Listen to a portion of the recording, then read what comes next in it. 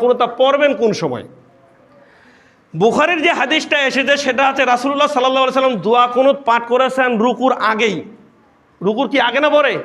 রুকুর আগেই। আর আপনি রুকুর পরে করেন না আগে করেন? পরে করি না আমরা? রুকু সামি আল্লাহু লিমান হামিদা বলার পরে দোয়া কুনুত বলি কি, তাই না?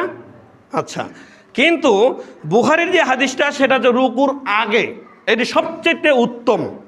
আর আরেকটা অন্য হাদিসে এসেছে সাহাবীদের আমল থেকে তারা রুকুর পরে পড়তেন, রুকুর পরে। তাহলে রুকুর পরেও পড়া হাদিস আছে, রুকুর আগেও পড়ার হাদিস রয়েছে। তবে রুকুর আগের যে হাদিসটা এটা বুখারী, এটা বেশি প্রাধান্য দেওয়া উচিত। তাই আমি ব্যক্তিগতভাবে আমি রুকুর আগে আমি দোয়া কুনুত পাঠ করি, রুকুর আগেই। রুকুর পরে আমি পাঠ করি না, আমি করি কোনো সময় সেটাও, ওইটা বৈধতা মনে করার কারণে, কিন্তু সাধারণত বুখারীকে বেশি প্রাধান্য দেওয়ার চেষ্টা করি সাধারণ মুসলিম একরাম। এখন কথা হচ্ছে তাহলে রুকুর আগে পড়তে হয়। এখন আমাদের দিনী ভাই কতগুলা রয়েছে, আমরা কিন্তু বেশিরভাগে রুকুর পরে পড়ি, কিন্তু অন্য কিছু দিনী বের আছে তারা রুকুর কিন্তু আগে পড়ে। কি আগে পড়ে না? তারা কি ঠিক আছে তো নাকি? তাহলে তাদের কিন্তু রুকু পড়াটা ঠিক, দোয়া কুনুত পড়াটা ঠিক রয়েছে, কারণ তারা রুকুর আগে পড়ে, এটি মূলত নিয়ম। এখন রুকুর আগে পড়তেছেন, আপনি কি সিস্টেমে পড়বেন, কখন পড়বেন, এটা জানার দরকার রয়েছে। এখানে কয়েকটা পদ্ধতি রয়েছে। রুকুর আগে যদি পাঠ করেন, দোয়া কুনুত পাঠ করার জন্য কয়েকটি পদ্ধতি।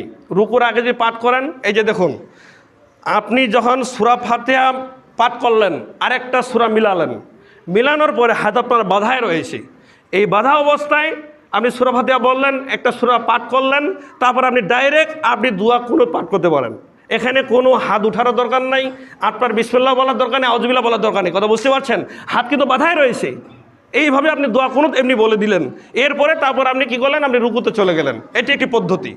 আর আরেকটি পদ্ধতি হচ্ছে, আপনার হাত বাঁধা রয়েছে, আপনি সূরা ফাতিহা বললেন, তারপর আপনি সূরার সাথে অন্য সূরা মিলালেন, তারপর আপনি হাত ছাড়ে দিলেন, দিয়ে তারপর আপনি দুই হাত তুললেন, দুই হাত তুলেই তারপর আপনি দোয়া কুনুত বললেন, দোয়া কুনুত বলার পরেই তারপর হাত ছাড়ে দিলেন, দিয়ে তারপর আল্লাহু আকবার বলে রাফুল ইদান করে আবার তারপর রুকুতে চলে গেলেন। এটা কঠিন কিন্তু একটু বিষয়টা, নতুন অবস্থা, তাই না?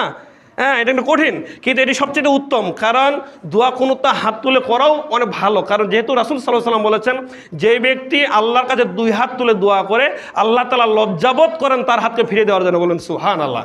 তাহলে যে কোনো দোয়া করলে দুই হাত তুলে দোয়া করাটা একটি গুরুত্বপূর্ণ ইবাদত। অতএব দোয়া কুনুত যদি দুই হাত তুলে করি এটা অনেক উত্তম হবে। কিন্তু যদি আপনি নাও তুলেন, প্রথমে যেটা বললাম সেটাও হবে, আপনি হাত তুলে করলেন সেটাও হবে। এখন আমাদের মধ্য থেকে কিছু দিনী ভাই রয়েছে, তারা রুকুর আগে দোয়া কুনুত বলে ঠিকই, কিন্তু বলে যে আল্লাহু আকবার বলে তাকবীর দিয়ে তারপর দোয়া কুনুত পড়ে। কি বলে না? কি বলে কি না?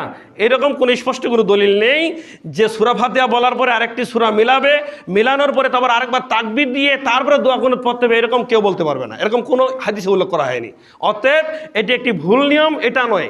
বরং আপনি যদি সূরা ফাতিহা বলার পরে একটা সূরা মিলান, এরপরে যদি আপনি যদি দোয়া কুনুত বলেন, আপনি ডিরেক্টলি বলেন, তাকবীর দিবেন না। আর যদি আপনি ওর হাত তুলে করেন, তাহলে আপনি সূরা ফাতিহা বলে অন্য সূরা মিলানোর পরে হাতগুলো ছাড়ি দিয়ে হাত তুলেন, দোয়া করেন, দোয়া করার পরে তারপর হাত ছাড়ি দিয়ে তারপর আপনি করে তারপর রুকু করেন। এখন এখানে কথা, আমাদের মধ্যে থেকে অনেকে দোয়া কুনুত বলার পরে আবার মুখ মাসাও করে, আছে না? শুধু দোয়া কুনুত বলার পরে না, যে কোনো দোয়ার পরে যে কোনো সময় হাত তুলে দোয়া করার পরে মুখ মাসাহ করা যত হাদিস এসেছে প্রত্যেকটি হচ্ছে জয়ীফ এবং জাল, কোনোটা সহি নয়। অতএব যে কোনো সময় দোয়া করার পরে মুখ মাসাহ করবেন না, এমনি ছাড়ে দিবেন। কথা বুঝতে পারছেন? অনেক কথা আছে মুখ মাসাহ করে এরকম চুমা খায়, অনেক ধরনের, অনেকে ধরেন জমানা বিভিন্ন ধরনের। আবার অনেকে আছে দোয়া করার সময় এই রশি পাকায়, আছে না? এটা আর শয়তানি একটা ওয়াজওয়াসা। হাত তুলে দোয়া রাসূল সাল্লাল্লাহু আলাইহি সাল্লাম করেছেন কীভাবে?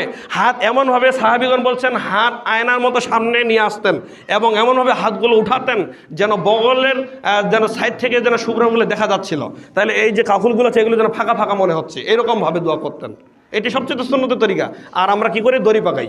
আর কি যে বলি, এভাবে এভাবে করে দোয়া করি, এটা কোনো আদর্শবান দোয়া হতে পারে।